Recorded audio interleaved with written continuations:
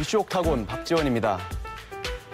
개인 간의 약속도 물론 중요하지만 정치인이 대중을 상대로 한 약속은 생명과도 같이 지켜져야 할 것입니다. 하지만 언젠가부터 정치인들의 공약은 빌공짜, 말 그대로 공약이라는 것이 씁쓸한 현실인데요. 지난 1일부터 새롭게 시작하는 민선 7기. 우리 단체장들이 더 이상 말이 아니라 행동으로 약속을 지켜주기를 바랍니다. 오늘 이슈 옥타곤 시작합니다.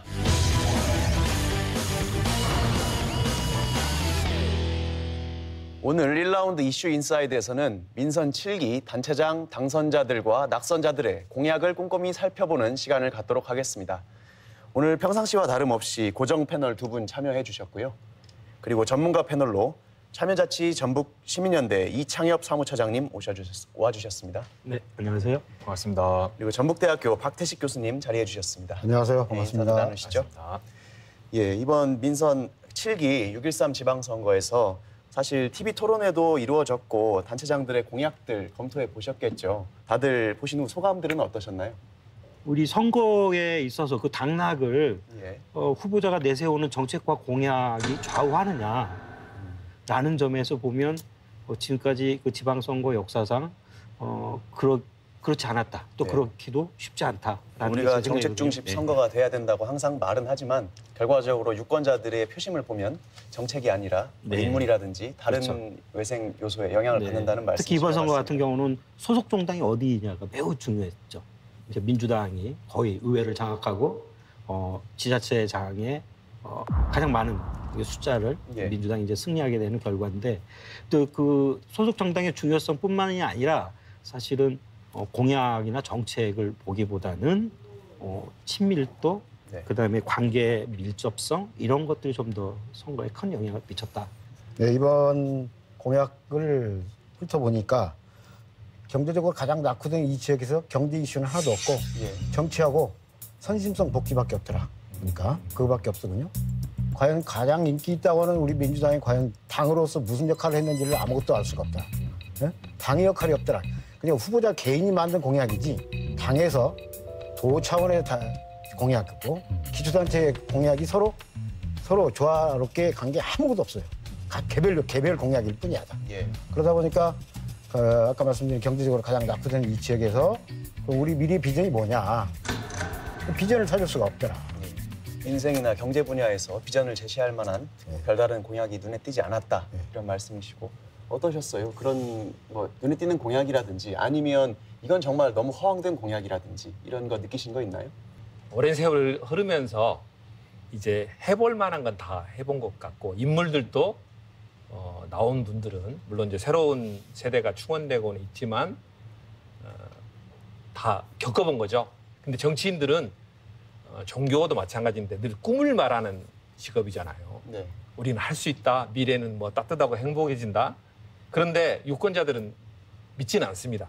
그런데 그마저도 말해주지 않으면 안 되기 때문에 끊임없이 그 이야기를 귀를 그래도 기울이는 척 하는 것이고 선거라는 게 어쩌면 반복되는 누구나 아는 거짓말의 행진이 아닌가 네. 그런 생각이 들었습니다. 민선 6기, 그러니까 지난 전북도 같은 경우는 당시 송하진 도지사의 그 공약 이행을 위한 재원이 대략 한 11조 8,950억 정도 되거든요. 근데 실제 확보한 재정이 4조 3천억밖에 안 돼요. 그러니까 결국 한 36.1%밖에 확보를 못했다는 거거든요. 그렇게 했음에도 불구하고 이번에 또다시 제시한 공약들의 재원 조달 방안이 뭐냐라는 것에 대해서는 똑같은 레파토리를 또 하고 있어요. 그래서 되게 저는 우롱한다고 느껴지거든요, 사실. 예. 특히 이번에 군산 같은 경우도 얼마나 찬란한지 몰라요. 무슨 우리 동네 음식점에서 10만 원어치 뭐 음식을 사 먹으면 뭐 2만 원 쿠폰을 주겠다. 그다음 1,000억대 투자를 하겠다. 온통 예산인데 결국 그것에 대해서 어떻게 재원을 조달할 것이냐에 대해서는 구체적인 로드맵이 하나도 없어요. 그나마 제가 조사한 거로는 남원 정도예요. 남원이 뭐 농촌인력지원사업단 운영하는데 도비 5억과 15억으로 조달하겠다. 이 정도가 유일합니다. 네. 네, 그래서 이런 것은 저는 좀 도민을 우롱하는 처사 아닌가 오히려 그렇게 생각이 들거든요. 예, 그런 면에서 네, 네. 우리가 그 전라북도 안에 있는 여러 가지 도지사나 시장 군수의 공약만 살펴보지 말고 네. 타 지역, 우리가 좀 더 나은 지역이 어떻게 하는지도 살펴볼 필요가 있습니다. 예. 제가 구체적으로 말씀드리지 않지만 다른 지역은 이렇게 하지 않습니다. 근데 경상남도, 경상북도, 대구라든지 전라남도만 가도 그렇게 하지 않고 인근에 있는 충남, 대전만도 그렇게 하지 않습니다. 우리만이 그냥 우리만의 리그를 하고 있는 거예요. 그러면 어떻게 되겠습니까? 결국에는 우리는 계속 낙후에 낙후를 거듭해서 나중에는 갈 데가 없는 정말로 처절한 어떤 상황이 될 수밖에 없으니까 우리 스스로 그런 걸 우리가 돌이켜보고 자극을 줘서 뭔가 공약도 개발하고 비전도 갖게 하지 않으면 우리는 희망이 없는 겁니다. 그런 것도 우리가 앞으로 해야 되겠죠. 공약이 현실성이 없고 뭐 예산 규모에 따라서 뭐 현실성도 없고 실효성도 없다. 그러면 그런 것을 지적해주고 누군가가 문제 제기를 하는 전문가 집단이나 시민사회 단체나 유권자들의 어떤 의식이나 이런 것들이 같이 뒷받침되어야지 이제 그런 시스템이 완성이 될 텐데 그런 부분에 있어서의 노력은 좀 어느 정도 이루어지고 있는지 싶네요. 매니페스토 운동이라고 해서 네. 실제 이제 그 후보 시절에 그 당선인들이 내세웠던 약속이 어느 정도 이루어졌느냐라는 거에 대해서 계속 발표가 됩니다. 예. 그런데 유권자들이 생각할 때는 매니페스토 운동에서 나오는 그 지표가 이번 투표에 중요한 요소로 작용하느냐라는 문제에 좀 의심이 있어요. 왜냐하면 공약이 워낙 많거든요. 한 후보자가 얘기하는 공약이 워낙 많거든요. 특히 현역 단체장 또는 현역 의원을 겪은 후보자는 그동안에 경험했던 것들을 총망라해서 뭐 정치 분야, 경제 분야, 민생 분야, 뭐 사회 분야, 복지 분야에서 그냥 총망라해서 백화점처럼 돼 있습니다. 근데 이런 것들에 대해서 유권자들이 제대로 평가하기가 매우 어렵다라고 하는 거죠. 왜냐하면 선거 기간이 너무 짧아요. 그래서 14일 되는 그 선거 기간 안에 그것을 갖다가 다 평가하기는 너무 어려운데 게다가 뭐가 있냐면 우리나라 선거법은 선거 기간에만 그 정책에 대해서 얘기를 할 수 있는 거예요. 선거 기간 전에는 정책을 얘기하면 그게 선거법 위반이 됩니다. 그래서 선거법이 대폭 개선이 되지 않으면 정치 신인들이 뭐 이렇게 우리 지역 정치에 뛰어들기는 매우 어렵다. 그리고 우리가 얘기하는 정책 선거, 공약 선거 이런 것들이 이루어질 수가 없다. 도당에서 후보를 선출하는 과정에서도 정당 선거 과정, 내부 선거 과정임에도 불구하고 정책 공약이 중요한 이슈가 되지 못해요. 여전히 거기서도 파워, 누구와 가까운 사람인가, 또 경선 과정에서 어떤 현실적 힘들을 동원할 수 있는가가 중요해지지 정책을 중심으로 정당이 움직이고 있지 않기 때문에 유권자들은 이미 그렇게 걸러서 나온 어떻게 보면 껍질뿐인 그런 선거를 맞이하고 있는 거 아닌가 참 참담함이 많이 듭니다. 지금 또 하나 중요한 게 인구 구조입니다.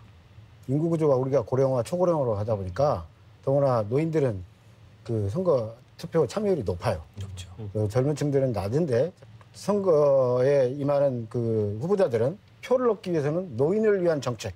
노인은 미래에 대한 비전이 별로 필요 없거든요. 현재에 만족하는가. 현재의 관원상지 잘 찾아가고 손 한번 쓰다듬어 주고 양로장에다 뭐 에어컨 하나 넣어주고 이거 이제 그 표를 얻는 요인이 되고 결국에는 그러니까 정책도 보면 청년에 관한 정책은 전주하고 뭐 지난해 있는 청년에 대한 수당 요 정도 나오지 청년에 대한 배려는 거의 없습니다. 그냥 우리의 미래에 대한 비전을 제시할 필요가 없다. 이렇게 극단적으로 판단하지 않는가 이렇게 의심해요. 실제로 지방선거에서 청년층을 겨냥한 공약 같은 것들이 지금 당장 떠오르는 것이 마땅치는 않네요. 네. 소규모 영세 자영업자라든지 뭐 중소상공인 이런 분들을 위한 공약 같은 것들도 많이 내세우긴 했는데 대부분 다 식상하다 이런 의견들이 많더라고요. 어떻습니까? 청년들 일자리가 부족하기 때문에 청년 일자리를 몇 개 만든다, 보통 뭐 1000개 만든다, 10,000개 만든다, 이제 대부분 이제 그런 후보들이 그런 공약들을 합니다. 근데 이것을 어떻게 만들 것이냐. 근데 당장 방법은 없잖아요. 저희가 항상 방법이 없으니까 적어도 전담 기구가 설치되어야 된다. 그냥 돕겠습니다. 청년 일자리 만들겠습니다. 라는 예전의 공약보다는 진일보에서 전담 부서는 설치하겠다. 특히 이제 전라북도 그 후보들이나 전주시장 후보들은 이제 그렇게 얘기를 한 거거든요. 이제 그런 점에서 일단 진일보 했다고 보고 진짜 그게 이루어져야 되는 거죠. 전담 부서가 있어야 돼요. 딱히 떠오르는 아이디어도 없는데 어떻게 그걸 만들겠어요? 이것만이라도 진일보 했다라고 이제 평가하고 싶고요. 우리가 공약을 들어보면 항상 뭔가 큰 이야기들, 아니면 굉장히 추상적인 이야기들 그런 것들이 많고 생활 밀착형, 뭐 실효성이 정말 있겠구나, 우리 생활과 가까운 이야기구나 이렇게 느껴질 만한 것들이 많지 않거든요. 뭐 그런 부분에 대해서 뭐 어떤 이유가 특별히 있을까요? 근데 저는 그 점이 오히려 이번에 당선되신 지자체 단체장들이 주목해야 될 부분이라고 보거든요. 네. 그러니까 왜 그러냐면 지금 완주군 같은 경우가 지금 4년 연속으로 매니페스토 공약 이행 실천 최우수상 받았을 거예요, 네. 거기가. 근데 완주군 공약의 특징이 뭐였냐면 굉장히 그 주민생활 밀착형입니다. 예컨대 전주 완주 시내버스 뭐 운송 요금 관련된 거라든가 그다음에 뭐 완주 소방서 신설이라든가 예. 뭐 가족문화 교육원 건립 이런 것처럼 굉장히 주민들이 알기 쉬운 거였어요. 내 생활과 관련된 거에 대한 관심이 없을 수 없다고 보거든요, 실질적으로. 그러면 그거와 관련돼서 좀 이해하기 쉬운 공약들을 만들어서 입에 떠 넣어줘야 된다고 봐요. 네. 네, 관심 없다고 하지 말고. 그러면은 충분히 이해할 수 있는데 지금 저 공약을 이렇게 보면 뭐 일자리 3,000개 창출, 네. 뭐 지역 경제 활성화, 이런 말은 사실 너무 조금 식상한 것 같아요. 좀 더 구체적인 게 있으면 좋겠어요. 네. 마지막으로 그 이번 지방선거에서의 공약이라든지 각자 느끼신 소감에 대해서 한마디씩 하고 마무리할까 하는데요.